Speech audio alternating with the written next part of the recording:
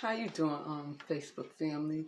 A lot of people want me to collaborate on the video I was doing about Joe Biden, about what he said he wasn't going to do for black people, which we know that video have not been shown on different sites.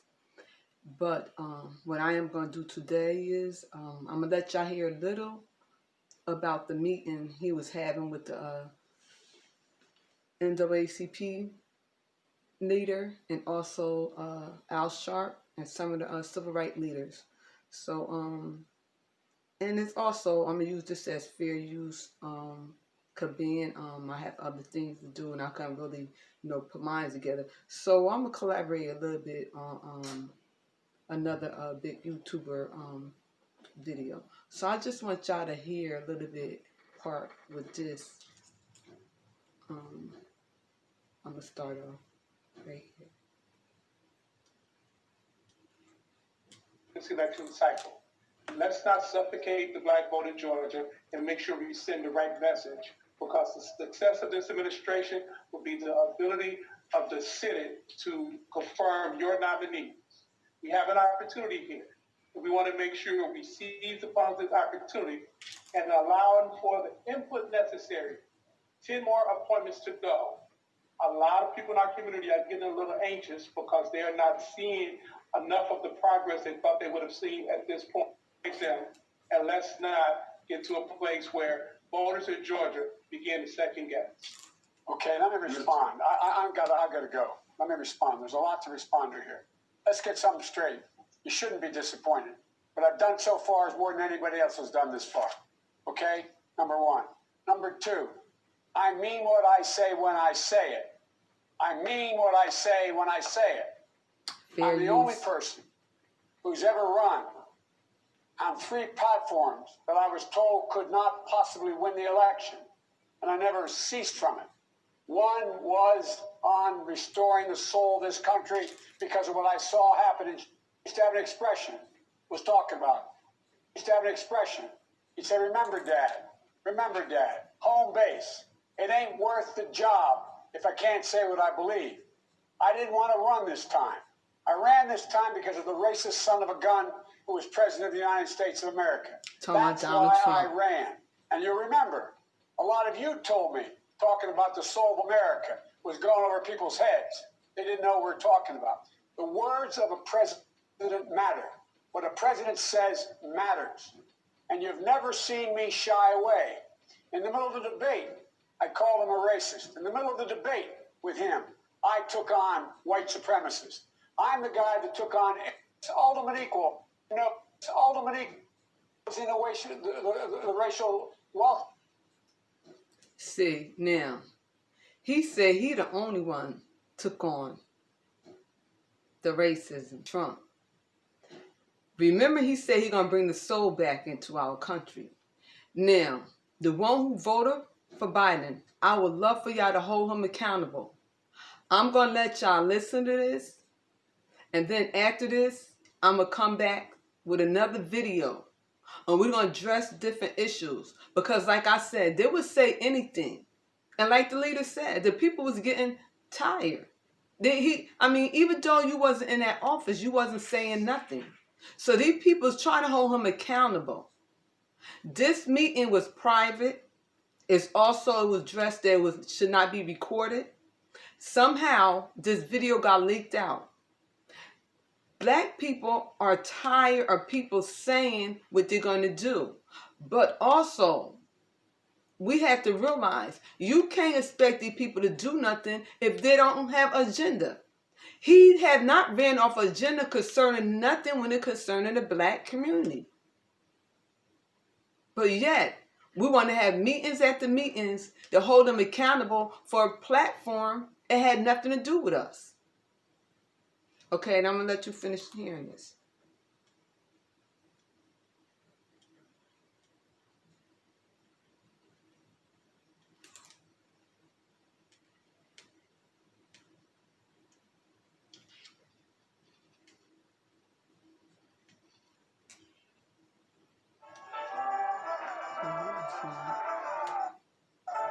And I think the value of corporate Wait a minute. partners, It's I not. mean, at this stage is key.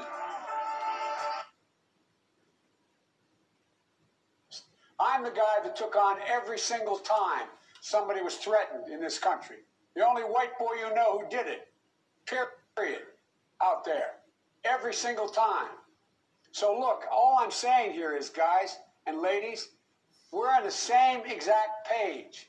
The same exact page. We talked about closing the racial wealth gap. That's the single biggest thing I want to get done. Okay. It's the ultimate equalizer, no matter what else happens. Because I plan on spending over $15 billion.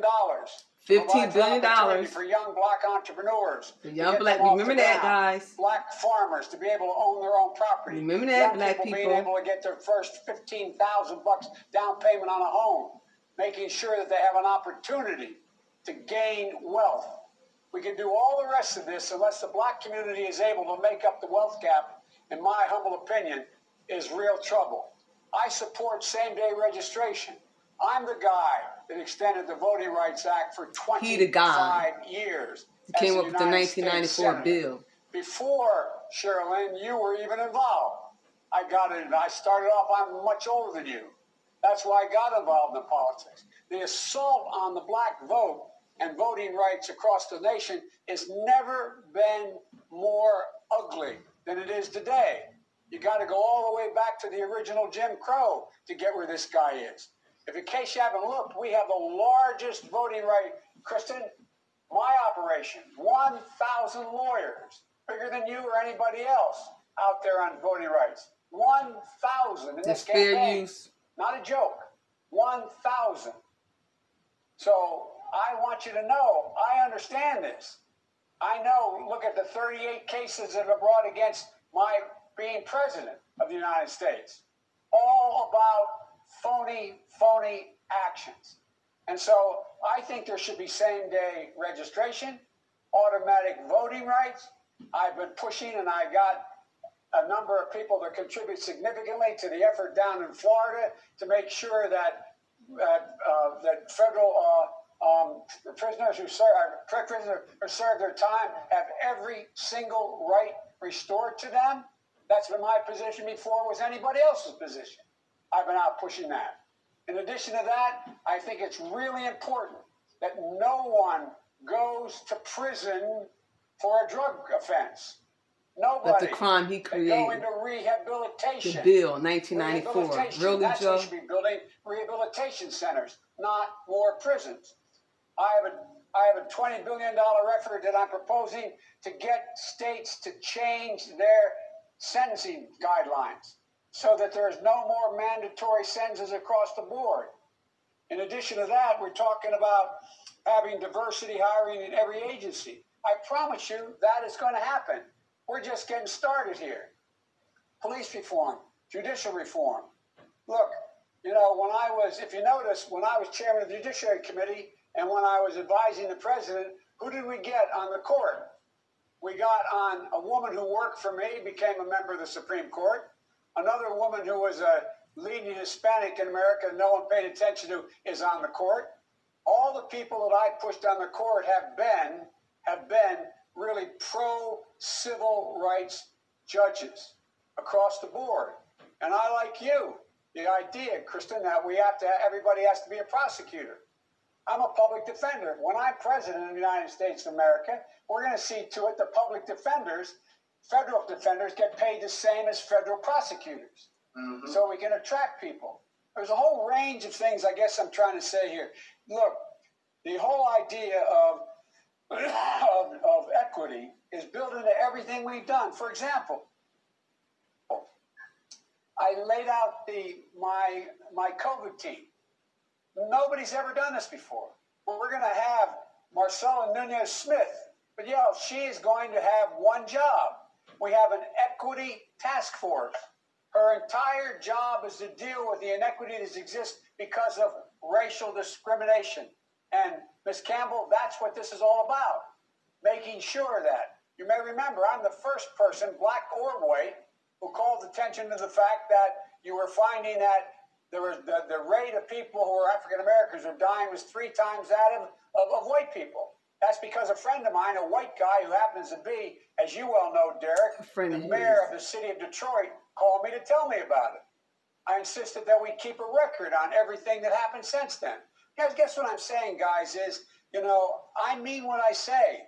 The hard part here is I'm going to have a lot of trouble. We're going to have a lot of trouble getting a lot of this done with this Congress. And so the question is, for example, I'm going to be appointing at least, and look, the reason I'm not telling you who the other black maybe cabinet positions I'm going to appoint are is because it will get out, and guess what? I can't defend them. They're going to be out there by themselves without any defense before their name. They're going to get ripped to shreds. That's why I'm going to wait. You will be pleased, I believe. You will be pleased to see there will be more African Americans in major positions within a cabinet in major spots and more Hispanics in major spots than ever in American history. That's going to happen. I promise you that. And the other thing is, for example, thus far, for example, when we went ahead and we made sure that, I have as, the Secretary of Treasury, Janet Yellen, but at number 2 is Wally Adeyemo, an African American, who is the number 2 guy with real authority at that department. Look underneath just what we're doing in addition to the people we've already named. You're going to see people, look, and Cecilia Rouse, Cece, she is a significant player. That's a serious position. But it's like when I name it, well, I don't know if that counts. I'm not so sure. Well, if it doesn't count for y'all, well, the hell with y'all. But because it's real. It's real. So all I'm saying You're is doing a look lot at of us, talking. judge us based on what we do. You're going to see more coming your way. And not only that, within the White House as well. Cedric is the best. Cedric's been with me from the beginning. And Cedric is going to be overseeing a great deal of this. And not all his responsibility, but he's in every single meeting. He's an assistant to the president. He's in every single meeting in the White House, period. And so what we're going to be doing here is making sure that we have diverse hiring, not only and for the main cabinet position and the sub-cabinet positions, but down the line.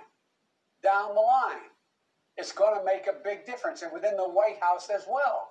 Assistant to the president, there's only 6 of those slots. It matters. And by the way, I think you're going to see, I always kid Kamala by say this, but we're going to have more women than men, as it's looking like now. Okay, that's good, because I'm surrounded by women smarter than me, starting Did out you with know my why he wife and said my that? sister. But all kidding aside, this is going to be